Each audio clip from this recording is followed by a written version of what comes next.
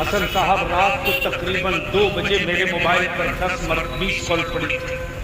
जब स्टेज से उतरा, गाड़ी में बैठा, मैंने कहा मोबाइल देख रहा हूँ 10 मिस कॉल। हजरत मैंने पलट के जब फोन किया हूँ वापस, तो एक लड़के ने फोन उठाया तकरीबन 3:30 बजे। मैंने कहा बेटे, इस नंबर से 10 बार फोन आया है, आप कौन हो? उस लड़के ने जवाब दिया, आप बलियाबी साहब बोल रहे हैं? मैंने कहा जी बेटा, मैं बलियाबी बोल रहा हूँ, मैं उस वक्त स्टेज पर था इसलिए फोन नहीं उठाया।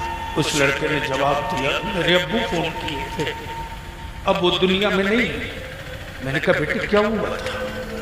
उसने जवाब दिया, आज मेरी बहन की बारात आई थी, मेरे वालिद ने कर्ज लेकर के बारातियों के खाने का इंतजाम किया, उसमें कुछ लोगों का खाना घट गया, लड़के का बाप मजमे में मेरे वालिद को बेइज्जत।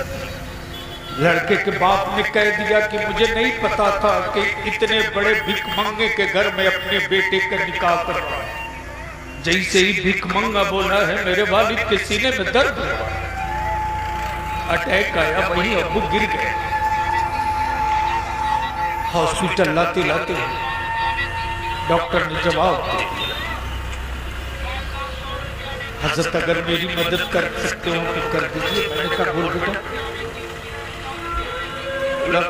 सिर्फ डॉक्टर को इतना कह दीजिए कि मेरे अब्बू का पोस्टमार्टम न करे। हम तो सिर्फ आपसे एक ही चीज की भीख मांग रहे हैं, सिर्फ एक चीज की, निकाह को सस्ता कर दो।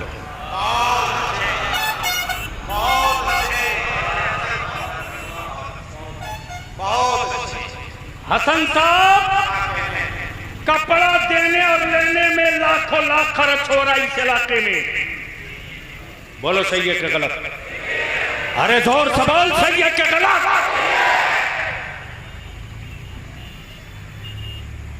और क्या भिखमंगे की तरह सुबह बैठे रहता है दरवाजे पर।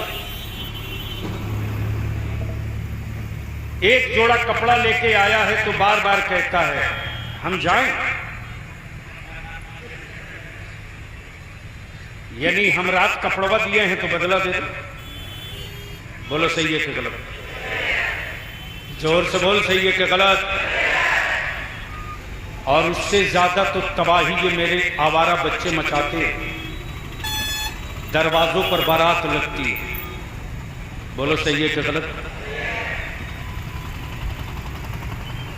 ईमान से बोल, तेरी बेटी मेरी बेटी, तेरी बहन मेरी बहन की अगर कोई तस्वीर या वीडियो बनाकर वायरल कर ले तो तुझको गुस्सा आता है कि नहीं?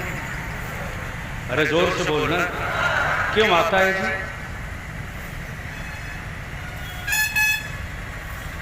क्यों आता है? इसलिए कि वो आपकी बहन, आपकी भतीजी और बेटी। उस वक्त तेरी गैरत कहां मर जाती जब दरवाजे पर बारात लगती है और मेरी बेटियों की, कुंवारी बेटियों की तस्वीरें वायरल की जाती हैं। हम तो अपने जवानों से मदद मांगते हैं, मस्जिद वालों होश में आओ। बाप दादा ने कोयला काटा रे, बाप दादा जानवर की तरह जमीन में नीचे उतर के कोयला काटे, कांधे पर झटका पड़ गया, रिंच लेके रेलवे लाइन के किनारे दौड़ते, तब आज तेरे सरों पर अच्छी छत दिख रही है, वरना मयस्सर नहीं होती। हम तो सलाम करते हैं उन बूढ़ों की जुर्रियों को, हम सलाम करते हैं उन गरीबों के इस्तिक़लाल को। गुर्बत में समझौता कर लिया, लेकिन अपनी नस्लों की हिस्से की एक धूर जमीन नहीं बिकने दिया। और आज हर साल न जाने कितनी जमीनें बेची जा रही हैं। बोलो सही है कि गलत? काजी साहब, मौलाना हसन रजा पर हरियाणा की खाप पंचायत अगर कोई फैसला कर ले तो दिल्ली की हुकूमत टोलने लगती है। आदिवासी समुदाय का कोई संगठन कोई फैसला ले ले तो भारत में भौचाल आ जाता है। मुसलमान दिल पर हाथ रखकर बता, क्या तेरी भी कोई पंचायत है क्या?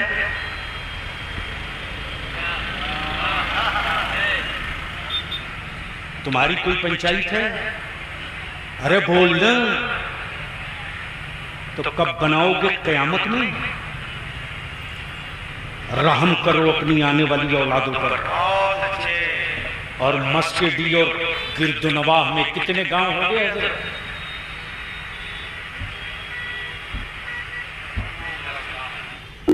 20-25 गांव हैं। हम सारे असातिज़ा से हाथ जोड़ के पैर पकड़ के विनती करें, 225 गांव के सदर, सिगरेटी, मस्जिद के इमाम, मस्जिद के मुतवल्ली की एक मीटिंग कीजिए और इसी मदरसे की चटाई पर बैठा लिए और ऐलान करा दीजिए कि हमारी कौम के किसी की बेटी का बारात दरवाजे पर अब नहीं लगेगा। न दरवाजे पर बारात लगेगी, न मेरी बेटियों की तस्वीर उन हरामखोरों तक जाएगी। इसको रोक दीजिए और दूसरा काम एहसान कर दीजिए। काजी साहब, रमजान शरीफ से पहले मैं फूक कर आज भी बलियाबी को बर्दाश्त नहीं होता। हसन साहब रात को तकरीबन 2 बजे मेरे मोबाइल पर 10